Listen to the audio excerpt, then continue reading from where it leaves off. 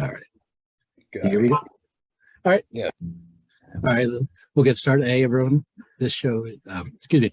This is DJ Fist Peter with the show Liege of Cookies. That explains my background. I have a radio show. Peter, man. I'm doing great. It's good to see you guys. Nice to meet you. So we're here with Kurt Deimer, correct? Deimer. I knew I was going to screw that. and Phil X. I'm not going to try to. Yeah. Yes. I'm just kidding. It's all right. So that's the end. Then take care. Yeah, that's cool. I'm not going to try and pronounce your full name, Phil, but like my last name is difficult as well. Are you Greek? Is that your heritage? Yes, sir. That's what I thought. So yeah, it's funny when people go, "Hey, what's your real last name?" I go, "Well, it's Exonides, and it actually starts with an X." So I just lopped off. That's perfect. Yeah. So where are you guys at right now? We are Cincinnati, Ohio, getting ready to leave at 2 a.m. and Wow. head to Dallas. And we just got back a few minutes ago from having a nice hibachi steak meal at a Japanese steakhouse. So I want to say that our guy was better than your guy. He was. Our guy was lame. I got the wrong half of He sat at the wrong end of the table. No, but my boys were there, so I got to see my boys before I leave. So. That's important. Yeah. That's very, very important. So cool. Hibachi, that's good. So how did you two meet? How did you hook up to music together? Hi, I'm Phil. Like, what's up, man? We're gonna shoot a video called my cover that we did by Pink Floyd, and that's actually how we met on the day we shot the music video for Pink Floyd. That's on YouTube. It was our first song we released to the public. So. Yeah, and the mastermind behind our meeting was Chris Lord-Alge. He wanted to work with Kurt, and I was already doing some guitar work for him on the stuff that he mixes and produces. And he said, "Hey man, I need you to play some amazing guitars. Just bring Phil X to the table and throw down some guitars on this. I want to see I want to show this guy what we can do." Yeah. And that was the beginning. That was it, right? Yeah. I heard his voice and I thought, wow, I've never worked with a voice like this before. This would be different. Yeah. So and I heard the solo and I was just like, what the hell did I just hear? And it was. I gotta get it. I gotta get this off my chest. I didn't do that solo. Yes, you did. That was a one-take solo too, by the way. He said he might want to redo that. You know, when you're in the moment sometimes and someone's giving you a deadline, and I was ready to leave, getting ready to leave town or something, and Chris is like, "Hey, I've got session." So I just whipped down a quick solo and sent it to him. And I say, "Hey man, here's the session, but I want to beat the solo next week when I have more time." And he goes, "Sure." And then the following week I opened up the session and I'm like, I can't beat the solo. I was just I was in the moment. I was feeling it. It just came from the heart and the hands. And then I called Chris and I said, "Hey, I can't beat that solo." And he said, "I was wondering what you were talking about." Straight solo. And then he told me Kurt heard it and freaked out and everybody was happy with it. So I know it wasn't just me. You know, it's nice to get affirmation from people you know and people you don't know all at the same time. Yeah. It was. Yeah, and I was just getting back into all this, you know, and it was just amazing. And it's the only song, every show I've done since getting back into music, it's the only one we played every show. Yeah. Even when I did some stuff without Phil after we put it out. So. Oh, cool. Do you play any other instruments? Kurt, I know you played the drums in your video, Hero. Yeah, I started out playing piano when I was young, and then I played drums. I was a percussionist in the whatever concert band, you know, in school. And the orchestra. I grew up doing that. My sister was a real big singer, and I was in plays and all that. My dad sang in the church choir all the time, so they were the real singers. I was just kind of the screw up, you know. Little fuck up in the family, but you know, I love the drums and I love piano, and then I can dabble on the guitar and the bass, but piano and drums is what I play if I was going to. Yeah, I used to play the guitar. I stink at it. I could never do a solo in one take. I could never do a solo, period. So I switched to bass. So I had bigger fingers, so I prefer the bass. I could never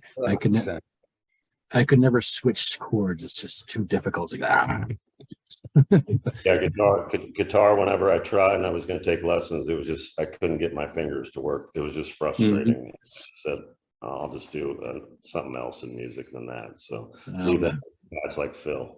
I don't know how you guys do it, Phil, and all the other guitarists out there. Well, I mean, it's I think, and I wish there was more. Like there's, I mean, okay, yesterday was tough. We lost Geoff Beck, one of the I'm sorry, we got crept out there for some reason. I don't know what happened there. So we're talking about Geoff Beck there. Yeah, so that was a tragic loss to the music community and obviously guitar players for sure. But I just hope, there are players out there that keep that kind of spirit alive, where you take people on a journey when you do a solo, or you play one note with so much soul that people feel good when they hear it. It's that kind of thing. I feel like he left, but maybe his presence is still giving us hope and inspiration. Yeah. But that's the when it comes to guitar. Even when I played on Kurt's stuff, I've always wanted, every time I take a solo, I don't want it to be something that I've played before. I don't want it to be, I don't want to repeat myself. And I want it to be like a scene change. Even when we're writing songs, the bridge will come up and it'll be like, whoa, where'd that come from? So when the solo kicks in, it's just me being my badass self. Yeah. When we were writing our first few songs, like Back of the School and Naive, and those were some of the first ones we did after Have a Cigar. I mean, Phil put some dope shit in there, and he didn't know he'd have to play it. He just figured he was working on it in the studio, the session. Because I do play on a lot of records, and some people do. That wasn't the first time somebody asked me to go on the road. I was like, no, man, I don't want to go on the road. No, thanks. And then the more we talked and the more songs we wrote, I was like, wait a minute. If I don't do it, how do I know the guy that he gets is going to represent what I did in the studio on stage? Yeah. Maybe I got to do it. So it was kind of like that. It was, and then when we go on stage, it's really exciting. Like we have completely different personalities that really come together on stage now. So it's very exciting. Yeah. Yeah. I'm looking forward to seeing you guys. To be honest, not to sound like a newbie or anything, but I haven't heard of you guys until Chip with PR got me connected with you. So I'm not doing his job, man. He's connected with me, but so I'm glad. I think you started following me, didn't you? I wondered who the cookie guy was. Yeah, I tag your band. I don't know if these bands see him, because I always try to tag bands on Facebook when I'm playing them on my show. So very cool. Yeah. Well, thank you. So what do you think of music? Did you dig what you heard? I did. I had the song "Hero" stuck in my head all day today. Man, that's so cool. How do you your lyrics are? Me personally, I never really pay attention to lyrics. I just don't. But how your lyrics are so down to earth and everyone can relate to them. What's your thought? What's your process for writing lyrics? Well, a lot of the songs on the EP I wrote. I write when it comes into my mind, and I'll write literally. Like I'll really try to be descriptive and try to get my message across. And some of the early songs, like "What You Saying," comes to mind off the first EP. That's probably literally pretty much what I wrote. Yeah. But then you take a song, or in Back of the School, but like "Hero," I gave Phil a song about heroes and gave him what I wanted, and then he crafted it into the catchy tune that you hear now off of my little lyric. So we've written many of our songs. "Naive" was kept pretty much verbatim. Phil might have changed a few things, but I was pissed off about the way people were screwing me in the music business and trying to teach other people not to be so naive as they walk life, because you'll get taken advantage of every corner. So I try to teach, I try to help, I try to motivate people, my grandfather was a motivational speaker, and I think a lot, you know, I told my grandma before she passed, I said, I do what grandpa did. I just do it via rock and roll, you know. That's good. Yeah. Try to help people and share my thoughts and what I've learned by screwing up my whole life. So, and I think relatable is a good word that you said. Yeah. Because I think a lot of people really, they fall into a pit sometimes. And, you know, this life is a crazy ride. And when you hit a bump or you hit a valley, it's nice to hear something that, oh, wait, they're going through the same thing. Mhm. And Yeah. you put a different light on it, and you make it out at the end. yeah, you make it Yeah. out. I mean, I'm the kind of guy, you can knock me down, you can knock me down, you can knock me down. I've never given up, and that's how I got Here, where I let am. us give you an example. Okay. You know, it's just how I am. I'm driven, and Yeah. you tell me I can't succeed at something, that I'm going to give it up my all until Yeah. I just can't do it anymore. And that's not happened so far, thank God. So hopefully we're going to get more ears on our music all around the world, and this thing will blow up. I mean, that's the goal. We're really excited about the record, the new record. We've written some really amazing songs, and they come together really. They came together really great. Like I feel like I inspire Kurt, and Kurt inspires me. So when we're in the studio, it's just it turns. And then Chris he's like a member of the band, you know. He's behind the scenes, but he makes everything sound amazing, and he makes arrangement calls, and he'll even go, I don't like that lyric, we changed the lyric in the song. Yeah. Because to me, you know, there was a lyric in a song that was like, we, you know, eat shit, but that's like, for me, where I grew up, when you ate shit, that means you fell down the stairs or you tripped over a chair or something like that. Right. But Chris couldn't get literally eating shit out of the picture out of his brain. So he's like, we got to change this lyric, man. That's literally what came out. I mean, I knew what I meant when I wrote it, and I knew what the tune was about, and then Phil put his twist on it. But we did. And it was the only cuss word in the song. And we're going to put this song out as a single. And we all were together in the room, and we changed it. You know, Phil came up with it probably in like 5 minutes. So, yeah. It's very important, you know. We want to help people, man.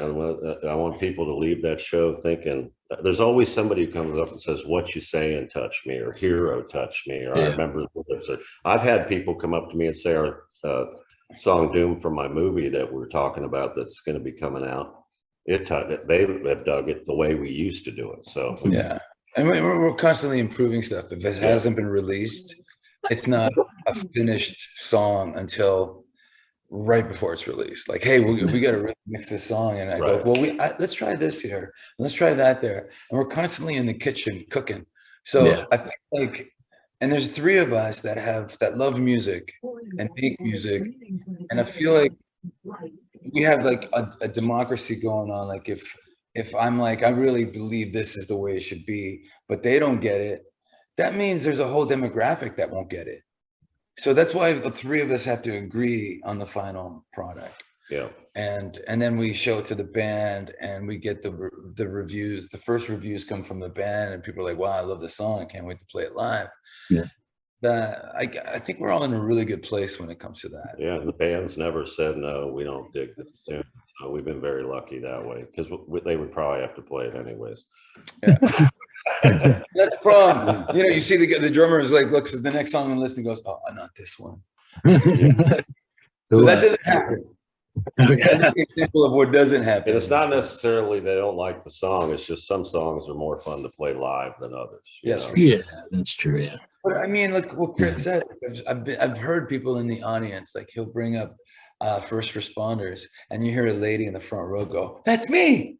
And you're like, and you have a firsthand realization of, wow, yeah, man, it is. It's her and that guy and that person. And I mean, touching people like that is a really spectacular feeling when you walk off stage and go, wow, we did our job tonight. You know, and then we go to the table and sign CDs. Yeah, and we thank people, and we thank first responders, we thank military, we thank everybody who gives you and I and Phil the opportunity to sit here right now and do this. And people take that for granted, and I just want to, you know, alert people to the fact that that's what reality, you know, Yeah. and that's mean a lot to all of us. So Yeah, that's one of my pet peeves with going to concerts. If you the people in the band, where when their set's over, boom, they're out into their out and back, out in their van, and they don't come out. They don't talk to the people or anything like that. Man, you're charismatic on stage, and then as soon as the minute your set's over, boom, you're gone. They're not seen again. I always like I could tell you both are down to earth. And You hear about it too, you know, like Yeah. you'll post something from the gig the night before and you'll put it on Instagram, and the comments will be like, man, it was really great that you guys came out and hung out. Yeah. It's great to meet someone after you dig their performance. Oh yeah. And I remember that too, man. We both went to concerts when we were kids. Yeah. But It makes you couldn't meet them. No. You couldn't go out to an arena and see a band and have them like come out and meet you after. Yeah. Now the fans are paying tons of bucks to Go do a meet stand and in a greet. line and do a meet and greet. Yeah. Like it's less personal, you know?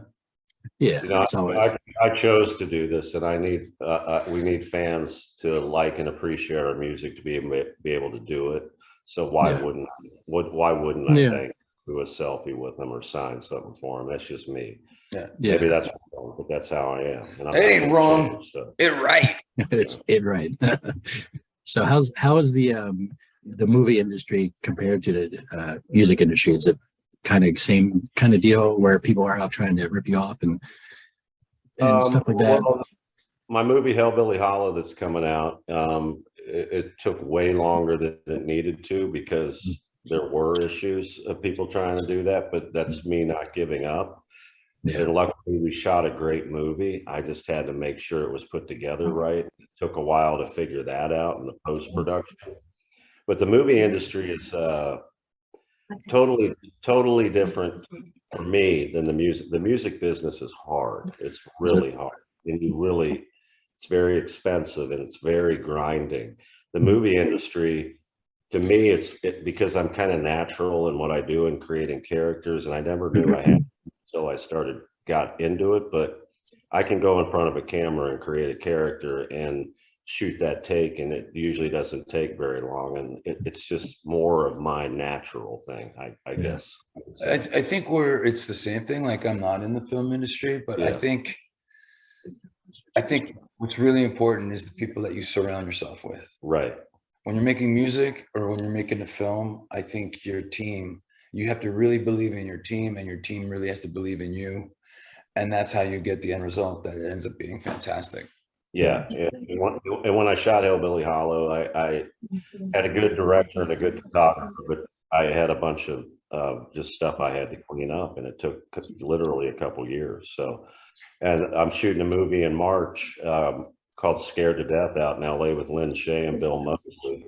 And I noticed a whole difference now. We've done pre-production, we've got a budget, and now all I have to focus on is going in and creating this new character, which that's what I do. I don't want to deal with all the other stuff. So Is it so when you create more natural to me, the singing and everything, it's coming back to me. I'm getting better and better. Yeah. You'll notice I'm singing more I'm singing on everything now, where a couple of years ago I had to get my way back into it. And the music business is just hard. I mean, it's a lot harder. So it's a grind. When I could imagine going on long tours and you just basically live in a bus and go from town to town. Some people think it's glamorous. Hey, you're seeing the world, but you're really not, because you're seeing. Somebody told me something that kind of applies. The other day, they said, like a door-to-door vacuum salesman. They weren't really selling the vacuum. They were selling themselves. Yeah. And in turn, sold the vacuum. Yeah. We're kind of selling ourselves, but what we do is create art, and selling art is just like a bonus of just, in rock and roll, you get in somebody's face. That's what you want to do. Yeah. And we're really good at that. It's like every night our art is our music, and we're inviting people to our art gallery. It's the same principle. That's our 30-45 minutes on stage. Yeah. You either like our art or you don't, and you move on to the next artist. And if you don't, you're wrong. Yeah, What? I mean, know what you're thinking, but Do we you did. find, It's yeah. fun. Do We you, love do you it. find do you find it hard when you can tell if you're playing to a smaller crowd, the audience isn't in it? Is it harder for you to keep your focus and keep that drive, the momentum going when the people in the audience just like this? I think we've been lucky. Yeah. I think because of the songs that we have, we really Mhm. craft songs to be like first listen songs. Like every chorus is a power chorus, and I feel like the message comes across, and you get a cool vibe from the band, and it's infectious, and you get a cool vibe from Kurt doing his thing, and I think we got like when you're in an opening situation like we've been every time. Yeah. You're playing to an audience. Sometimes they don't even know who you are. Mhm. Sometimes they've even heard of you, and which is actually the same thing. But our job is to win that audience. Right. Yeah. And I would ride him. He'd come up to me and he'd go, "Hey, we did pretty good tonight." I go, "I don't know, man. You didn't have the first row." And but then the next show, he'd get the first row.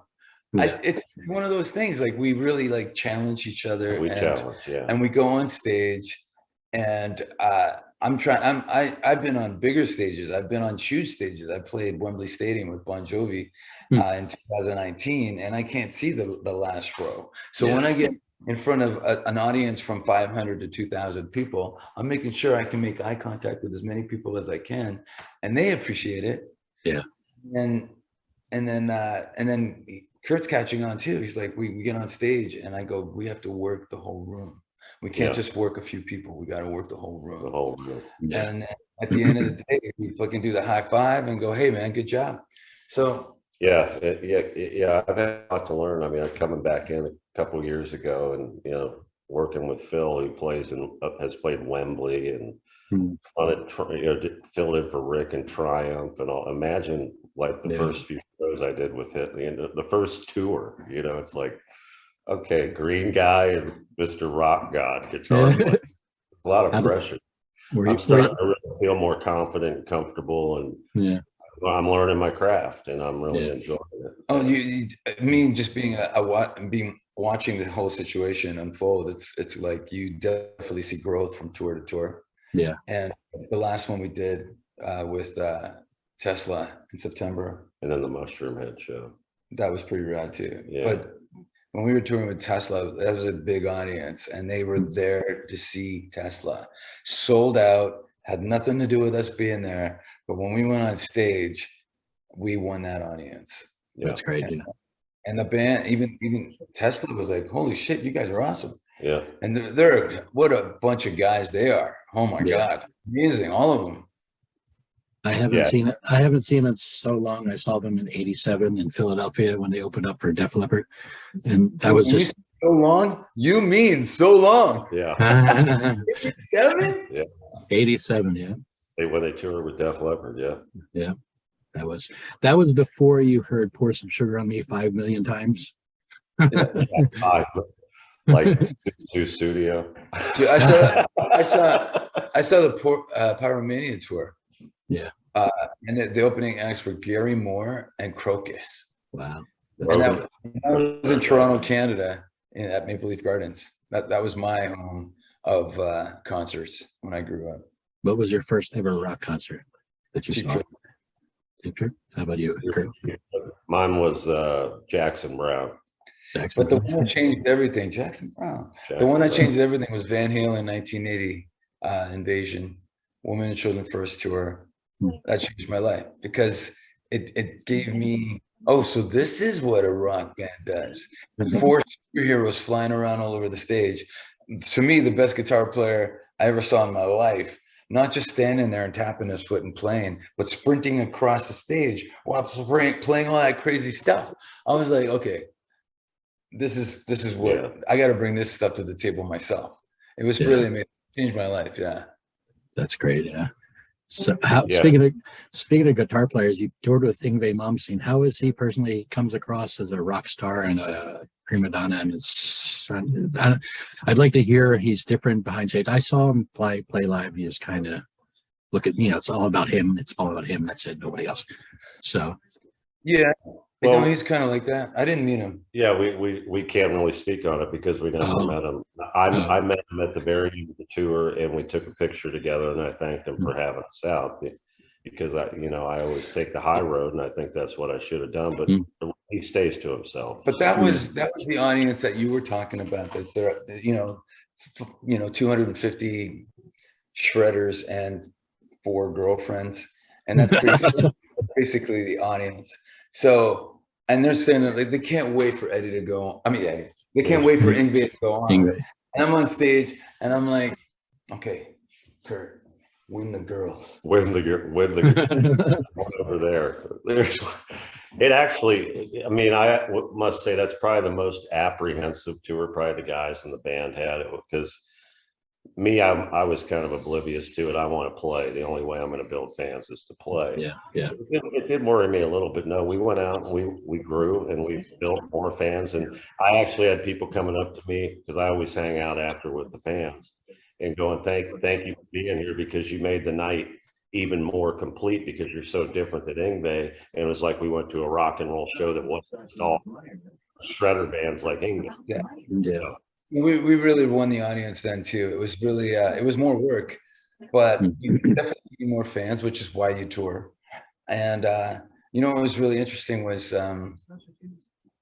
we'd be on stage, and you'd see faces turn from song to song. Okay, the first song we turned a few heads, second song we turned more heads. By the end, a lot of people didn't want us to leave the stage. Yeah, that's great. We had a great energetic finale.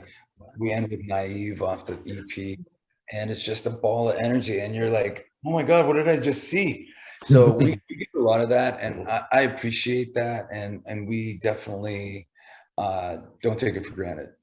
That's good. Yeah, it's good that you're both so down to earth and not rock stars, and not look at me type people. I just don't like those guys. I'm the same dude you would have met in high school. It's just I'm older and I've been through a lot more shit now than back then. I was a nervous wreck back then. So here we are, man. I just love people, and I want to help them. So. And you're both parents. How do you feel about playing music? How do your children, are they old enough to know, hey, my dad's in a band, he's making movies, my dad's a guitar player and he's touring the world? How do your kids feel about your music? Well, my kids, I have 2 in their mid-20s, late 20s, and I have a 16-year-old, all boys, same mom. And we're divorced, but my boys are all, their dad went from nothing to being broke to starting oil companies, which I did before I got back into music. And then all of a sudden, midlife, I'm like, guys, Dad's going to go back into music. I showed up in Halloween, the movie Halloween in 18. I was in Trading Paint, and then they're all tripping like, they're not tripping, because they're like, this is so cool. My dad is living his fullest life, and he's doing what he wanted to do back then. And look at this company he built from scratch, and this other company he built from scratch. So I'm teaching them to never give up and be who you want to be. And quite honestly, they think it's cool as shit that their dad's now rocking out on stage, and that's great. And they're tripping. So Phil's in a little different position. Yeah, my kids are smaller too, but I mean, I could be anywhere. I could be at Disneyland, and people are like, Phil X, can I get your photo? And my son's up there, after a while, he's like, Dad, why do people want to take a picture with you? But he's seen it. Been side stage at Bon Jovi shows, even when he was 5 and 6. And then there was one time when we had just moved to Nashville, and we were at a mall doing something, but there was at the peak of the pandemic, so everybody in the walls in the mall is wearing a mask. And we're sitting, my wife goes here, I got the 2 kids at this counter, and we're waiting for Mom to come out. And this lady comes up to me, and even with the mask, she goes, "Are you Phil?" And I'm like, I was gonna, because I had a mask, I could probably say, no, actually I'm not. But I get that a lot. But I'm thinking of what I'm gonna say. And what does my son stand up and say? That's right. That's Phil X. And he does. And I'm like, dude. And she's like, and then then she wants a picture, but she's got her daughter with her, and her daughter's like 10 or something. And I'm like, yeah, I get it. We're all taking a mask picture. But then she leaves and I go, X, if people don't know if it's me, don't say that I am. Because they can walk away and go, no, I get that a lot. See ya. You know? I don't know. It's this thing. If I'm with my kids, I don't want people making a big deal, you know? Yeah. I wouldn't want to bother somebody if they're with their family eating dinner. I couldn't go up to somebody while they're eating dinner and say, hey, I got your autograph. That's just rude. You have people with their family eating. Just you don't bother them like that. Right. Well, my nice big heart would probably just stop and do it. You know, that's just the way I am. But I would never do that to somebody else if I recognized them. But you know, it is what it is, man. Everybody's different. Yeah. I'm laughing now. Inside, he was so funny. My son Xavier, he was like, "That's right, lady. That's Phil X." God, dude. You got no little X to know. Yeah, he's something else for sure. So who else is in the band with you when you're is it the same people that play on the EP that are on the tour, or you have a no? We didn't have a band when we recorded. We're the guys on the EP. Oh, okay. So our touring band is Michael Vassos on guitar and vocals, and we have Dango on drums and Brendan Hengel Brendan Hengel on bass. So and then and you know, me and Michael go way back. He grew up in Toronto too, and I knew I needed a guy that could play anything on guitar and sing better than me. There's a lot of vocals on the record. And he just stepped to the plate and knocked it out of the park. For your next release, is it gonna be just you two, or are you gonna have musicians with you? Are you trying to find those permanent members, the extra permanent bass, permanent drummer, permanent second guitar? Our touring band, we have the permanent members, and we like to keep continuity because I always loved it when I'd go see Cheap Trick or Rush or whoever it was the same guys, and I grew up on that, Judas Priest, all that stuff. But as far as writing goes, we at this point in our lives, time is of the essence, and Phil and I, Chris, kind of have a magical thing going, and sometimes the more brains you put into the process, it can get convoluted, and it could take a lot longer. And why fix something that doesn't work? You know? So we write together, and then we bring the music to the band. So, and it really streamlines the process a lot, and it seems to be working. So I don't see any reason to change that right now. Yeah, that's good. You're the Lennon and the McCarthy. Yeah, or Bernie and Elton, or Abbott and Costello. You know, Evan Costello. Yeah. No, that's what I say. It's like, you know, it's funny. I mean, the Elton John, Bernie Taupin comparison, obviously Elton John, humongous star. Right. But it's like he got the stack of Bernie Taupin lyrics, pulled it down, sat at the piano before breakfast and wrote Yellow Brick Road and then Tiny Dancer. And basically, I get the text of lyric from He gets from a lot more than what we've done, you know. And I go, ooh, I feel a connection here. Yeah. And there has to be a connection. Like Back of the School was the first and perfect example because we went to school at the same age. We were in high school in the same age, and so we knew what it was like to stick up for yourself and solve problems at the back of the school. You know, you know, if you have a disagreement, you know how to do that. Now people are just putting things on text and everything's on, you know, what do you call it? Computer. People are mean. They're the social media. Social media, they're mean, and right. The pulse surge behind the keyboard and stuff like that. People aren't beating each other up with their fists behind the school and taking it out there and settling their differences. They're being mean, not to people's faces, and there's people dying and committing suicide because of how mean people are. And it's a very ruthless way to attack people. And I try to bring attention to that, and that's the first song we did after we did Have a Cigar. Exactly. So I got it and picked up my guitar, and I was like, okay, this is going to be aggressive. Yeah. How just thinking real quick, when you do a song like Have a Cigar, do you have to, in the music business, I'm just curious about this, you have to get permission from Gilmore to say, or you have to get permission from the publishing company, or can you just do it? I'm not sure about the music business in that regard. I know they're the writer. We get no Yeah. writing credit. They get all the writing credit, and then any band could do their version of a cover. Yeah, you just got to list them as the writers on the Okay. actual. You can't take any credit for writing, even if you changed it like we did. Yeah. Yeah. I'm sure there's some bands out there that don't like to have bands do their stuff. I don't know. I don't know the music business as you guys do, but I can imagine there's some people out there that don't do my songs. Maybe they go out to these bands and say, hey, why did you do the song without our permission? But I guess as long as I think it's kind of a given now. Yeah. Maybe back in the day that might have happened more. I don't know. Well, I know if there's I know that some songs on some YouTube videos that get taken down because of the lack of copyright support. So people are like, hey man, this is Zeppelin. You did a whole lot of love. Please take that video down. Right. So, but that doesn't happen with the recording. Okay. And that's been happening for years and years, except there was one time I wanted to cover a Hendrix song, and the estate contacted me and said, well, how many records do you think you sell? And I'm like, what? Well, how many records do you think you'll sell? I have no idea. Well, try to figure out how many records you think you'll sell, and we want 10% of your sales. Okay. That doesn't even make sense. But see, now you kind of get that. You get that anyways with that credit. That writing credit. So. Yeah, that's true. So you guys are going to be in Tampa next Thursday. I'll be there. Awesome. Yeah. Have you ever played in Tampa area before? Yeah. Not Tampa.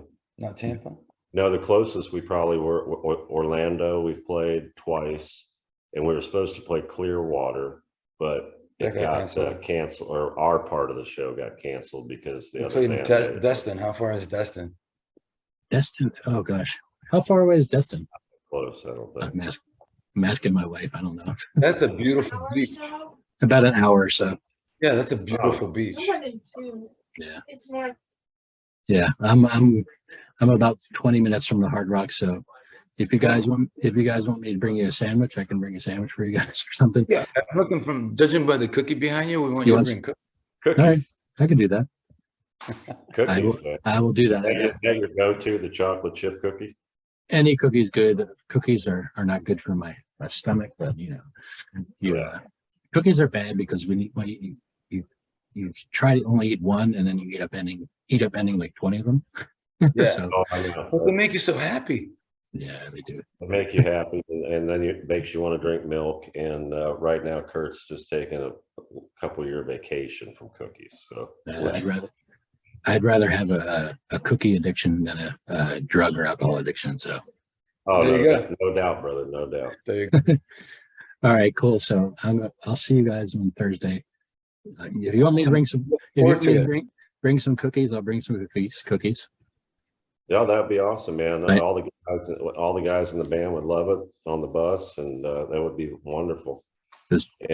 Chip got me a meeting. How's the Hard Rock Event Center? We haven't played there yet.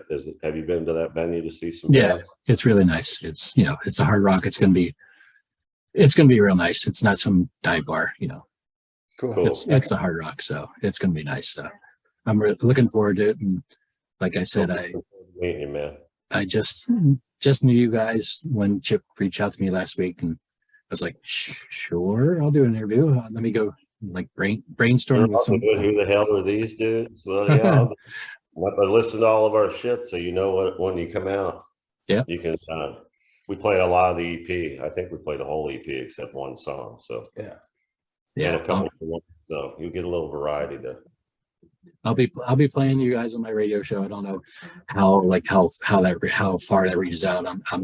I'm not Sirius XM with that huge audience, but anything helps. Trying to help get the word out is always a big appreciate it. Thank you. Thank you very much. Thank you, Kurt and Phil. It's been a pleasure, and I will see you next week. And please tell your lovely wife I said hello. And is she coming out with you? I don't know if she can. I'm going to try to, because it's a school night and my daughter's 16. I understand. She doesn't like being at home. What's that? Tell her we said hello. I will. Hey, Kurt and Phil X, say hello. Hi. She said hi. I don't know if you heard that. Okay, guys. It was awesome. Thank It you was so awesome. I will see you next Thursday. Take Take care. care. All right. much. Bye. Good night.